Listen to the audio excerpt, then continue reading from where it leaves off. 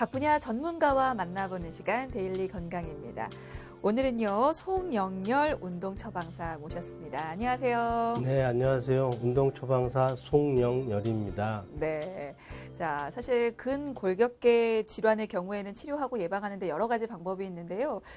약물이라든지 수술적인 치료도 필요하지만 기본적으로 운동 치료가 많이 처방이 되고 있죠. 이제 그럴 때 운동 처방사의 역할이 무엇보다도 중요할 것 같습니다. 자, 그렇다면 운동 처방사의 그 영역이 어느 정도까지인지에 대해서 먼저 여쭤보고 싶어요. 네, 운동처방사의 영역은 크게 두 가지라고 생각하고 있습니다. 네. 첫 번째로 의료기관에서 진료를 받고 의사의 처방을 기준으로 운동치료가 필요한 분들에게 운동처방과 치료를 돕는 역할입니다. 두 번째로는 현재 통증은 없고 일상생활에서 효과적인 운동을 하면서 건강을 관리하고 생활 건강을 유지할 수 있도록 도와주는 것이 바로 운동처방사의 영역이라고 볼 수 있습니다. 그렇군요. 자, 그렇다면 운동 처방사가 필요하고 도움이 되는 질환이 한두 가지가 아닐 것 같은데 오늘 함께 알아볼 질환은 어떤 것입니까? 네, 족저근막염을 주제로 준비했습니다. 네. 족저근막염은 말 그대로 해석하면 발밑에 있는 근막, 즉 근육을 감싸고 있는 막에 염증이 생긴 것입니다. 염증이 생기고 끝나는 것이 아니라 통증이 나타난다는 것인데요. 이런 통증들이 정상적인 보행에 문제가 생기거나 또 다른 질병의 원인이 되기도 합니다. 아, 그래서 운동 처방이 필요한 거군요. 아니, 그래도 운동 처방이 필요한 질환이 많을 것 같은데 오늘 이 족저근막염을 주제로 정하신 이유가 혹시라도 있습니까? 이유는 두 가지 정도라고 생각이 됩니다. 네. 첫 번째로 발은 평소에 관심을 받지 못하지만 약간의 통증이나 발밑에 작은 돌이 있거나 이물질이 있다면 바로 알게 되고 정상적인 걸음이 안 되는 경우가 많습니다. 발은 건강의 기본이고 건강을 유지하기 위한 여러 가지 과정들의 시작이기 때문에 발이 인체의 기둥이라서 발 질환을 많이 하게 됩니다. 그리고 두 번째로는 제가 15년 전에 족저근막염 환자였기 때문입니다. 아, 네. 운동을 좋아하면서 축구를 하다가 왼쪽 아킬레스가 완전히 끊어져서 수술을 했습니다. 한쪽 근막이 짧아지면서 족저근막염이 발생했고 많은 의료기관에서 치료를 받았는데 그때뿐이고 그러면서 우연히 만나게 된 것이 바로 발교정기입니다. 거의 분기별로 발생하던 족저근막염의 통증이 나타나지 않는 것이고 그 이후에 제 발밑에는 발교정기를 하게 되었습니다. 네. 아, 족저근막염의 환자셨군요. 예, 맞습니다. 네, 지금 그러면 치료가 다 되신 겁니까? 네네. 아, 다행입니다. 오늘 이 질환을 설명해 주실 최적의 전문가를 저희가 모신 것 같습니다. 오늘 여러 가지 질문을 드릴 텐데요. 일단은 다른 질문을 드리기 전에 무엇보다도 족저근막염이 어떤 질환인지부터 좀 여쭤봐야 될 것 같아요. 사실 최근에 현대인의 발질환이라고 할 정도로 너무나 흔한 질환이잖아요. 네네. 네, 어느 정도로 흔한 질환인가요? 네, 족저근막염은 과거에는 40대 중반 이후 중년 정도의 나이에서 많이 발생을 했다고 합니다. 하지만 요즘은 10대 학생들한테서도 족저근막염이 나타나고 있고 가장 흔하게 나타나는 성인 발 뒤꿈치 통증 중의 하나로 현대인의 대표 족부 질환이라고 할 수 있습니다. 네. 그렇다면 발생 원인은 어떤 것들이 있을까요? 족저근막염의 발생 원인은 구조적인 발의 기능들이 약한 분들에게 발생하는 구조적인 부분과 네. 과체중이나 하이힐 착용, 운동을 잘 하지 않는 경우나 또는 갑자기 운동을 하는 경우 등의 생활 습관에서 발생한다고 볼 수가 있습니다. 네, 생활 습관이 큰 영향을 미치고 그리고 구조적인 발의 원인도 좀 생각을 해볼 수가 있을 것 같은데 대표적으로 발에 아치가 없는 평발일 경우에 아무래도 이 족저근막염 발생 확률이 좀 높아지지 않을까 싶은데요. 네, 평발인 경우에는 족저근막염 발생 확률이 더 높습니다. 네, 평발은 발의 아치가 정상적으로 형성이 되어 있지 않아서 발바닥으로부터 오는 압력이나 충격을 근막이 다 감당을 해야 하기 때문에 그만큼 평발인 경우 족저근막염 발생 확률이 높아지게 되는 것입니다. 네, 그 발의 아치가 이런 족저근막염 같은 족부 질환을 발생하는 데 있어서 직접적으로 영향을 주는 건가요? 네, 맞습니다.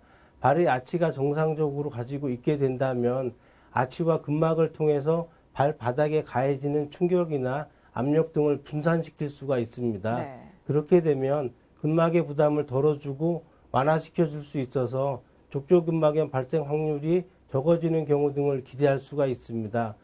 그래서 평발 교정을 하게 되면 족저근막염 통증도 나타나지 않는 경우들을 많이 볼 수가 있습니다. 그렇군요. 그러니까 아치가 너무 없어도 문제고, 그럼 반대로 아치가 너무 높다면 어떻습니까?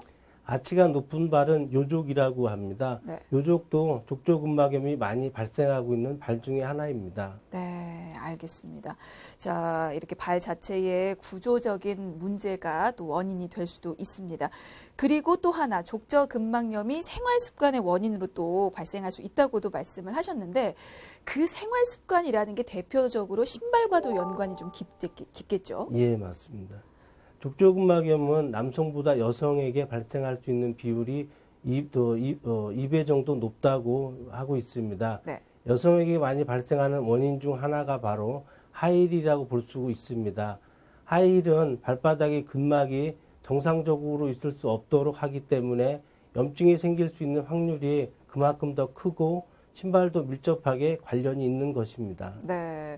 사실 저도 이제 일 때문에 하이힐을 좀 자주 신는 편인데, 이렇게 좁고 굽이 높은 신발을 자주 신게 되면 사실 족저근막염뿐 아니라 다른 문제가 또 발생할 수가 있는 거죠. 네, 맞습니다. 하이힐은 미용에 좋은 신발이라고 볼 수 있지만 건강에는 권장하지 않는 신발입니다.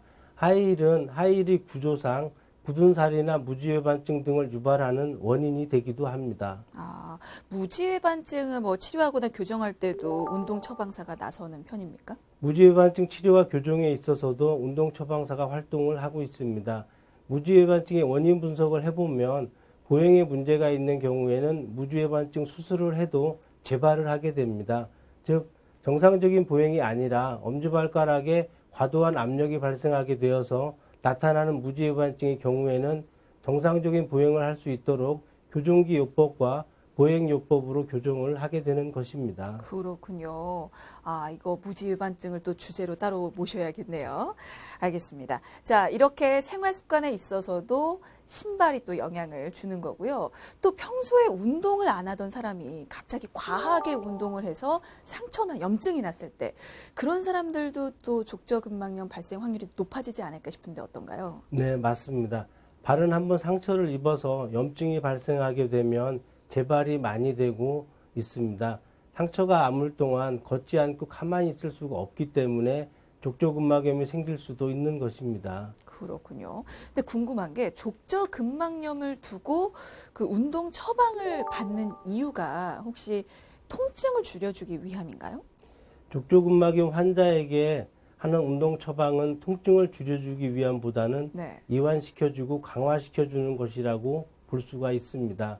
통증을 줄여주는 것은 약물이나 주사요법과 한의원의 봉침이나 약침 등으로 시행이 되고 있습니다. 아, 그러니까 통증보다는 근육을 좀 탄탄하게 강화시켜주기 위해서 예, 맞습니다. 네, 운동 처방을 하시는군요.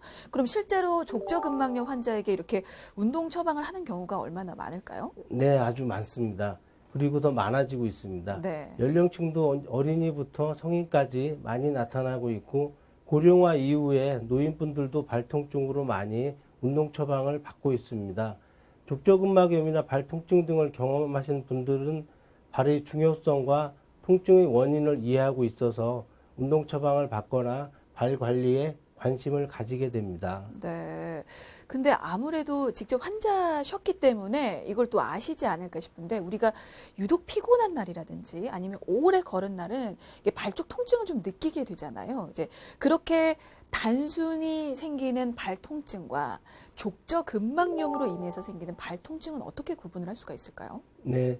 아침에 자고 일어나서 첫 발을 디딜 때 찢어지는 느낌이 있는 경우가 바로 대표적인 족저근막염이라고 볼 수가 있습니다. 네. 기타 발통증의 경우와는 조금 차이가 있는 통증으로 나타난다고 볼 수 있습니다.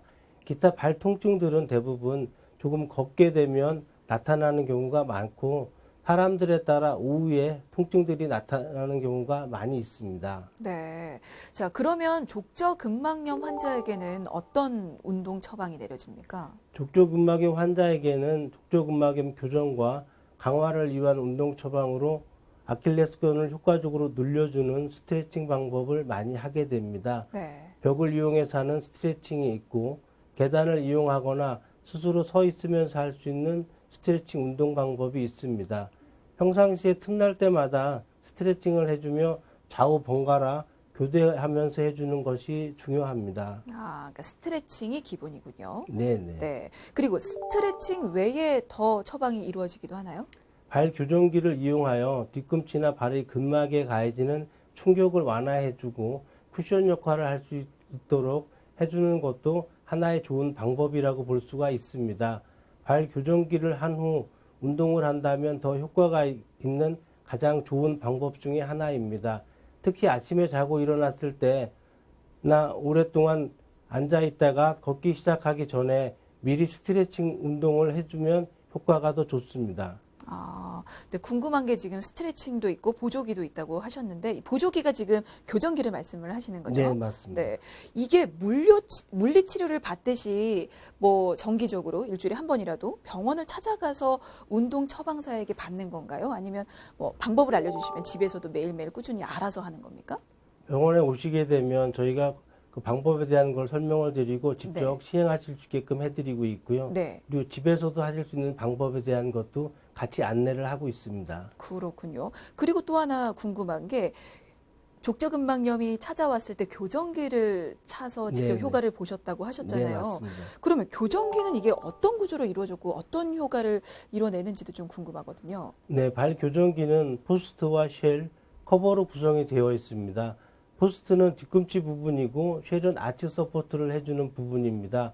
커버는 발의 증상이나 발 분석 결과에 따라서 비닐로 하거나 쿠션이 있는 재질로 하고 있습니다. 그러니까 이게 쿠션이 있기 때문에 충격 완화에 좀 도움을 예, 주는 맞습니다. 거군요. 그렇군요. 그러면 교정기를 착용하면 그 효과는 바로 좀 느낄 수가 있을까요? 네, 평발교정센터에서는 체험용 발 교정기를 준비해서 방문한 분들에게 착용을 하게 해보면 대부분 편하다는 표현을 많이 하고 있습니다.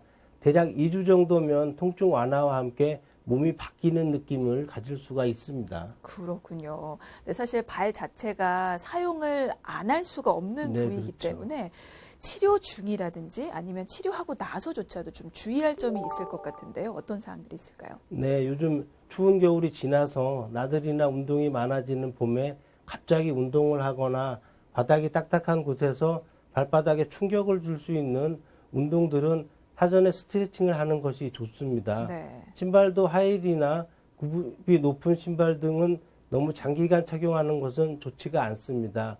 예를 들어 하이힐을 신었다고 하면 집에 와서 고생한 발에 보상을 해주는 형태로 가볍게 걷기 등이나 발 관리를 해주시는 것이 좋습니다. 그렇군요. 근데 사실 이 족저근막염 그 상태가 그렇게 심하지 않은 분들은 운동 처방만으로도 호전이 될 수가 있겠지만 좀 심한 분들은 시술, 나아가서 수술까지도 네, 맞습니다. 받는 분들이 계십니다. 만약에 그런 분들은 그 이후에도 적절한 운동이라든지 뭐 스트레칭이 꼭 필요한 겁니까? 네네. 적절한 운동과 스트레칭은 필수적입니다. 시술이나 수술을 하면서 치료가 다 되었다면 시기적으로 강도를 조절해 가면서 강화해주는 운동이 필수적이라고 볼 수 있습니다. 요즘 스트레칭은 생활 스트레칭이라고 할 만큼 틈나는 대로 하는 것을 권장합니다. 네. 그리고 사실 발 안 쓸 수가 없어서 이거 재발이 굉장히 잦은 질병인 거죠? 예, 맞습니다. 네. 그래서 뭐 주의할 점도 많은 것 같은데 어떤가요? 네, 족저근막염은 재발이 많을 수밖에 없는 것 같습니다. 네. 대부분 족저근막염이 발생했을 때 염증이나 통증만 치료를 하고 있고 원인 교정이나 원인 치료를 하지 않기 때문에 재발이 많습니다. 발은 계속해서 사용을 해야 하고 움직여야 하기 때문에 염증이나 통증이 생길 수 있는 확률이 더 많은 것 같습니다. 네. 재발은 경험하지 않으신 거죠? 예, 아직까지 없습니다. 네. 평소에 관리를 잘 하신 때문인 것 같은데. 네, 제가 운동 처방사니까. 그렇죠. 그래서 여쭤보고 싶습니다. 족저근막염 환자라든지 혹은 일반인들조차도 족저근막염이라는 질병을 겪지 않게 하려면 평소에 이 발 건강을 어떻게 지켜야 하는지 실천 방법 좀 알려주세요. 네, 인체에서 가장 중요한 발은 평소에 관심과 사랑을 받지 못하고 있습니다. 평소 발 건강은 스트레칭과 적당한 운동과 편한 신발을 착용하는 것이 중요합니다. 갑자기 운동을 하게 되거나 발을 많이 사용하게 되는 경우 중간중간에 스트레칭과 발 휴식을 해주는 것이 아주 중요한 관리 방법 중에 하나입니다. 또 발을 가볍게 주물러 주면서 마사지를 하거나 가볍게 스트레칭을 해서 이완을 시켜주시는 것도 아주 좋습니다. 네, 알겠습니다. 자, 족저 근막염에 대해서 살펴봤습니다. 지금까지 송영렬 운동처방사였습니다. 말씀 감사합니다. 네, 감사합니다.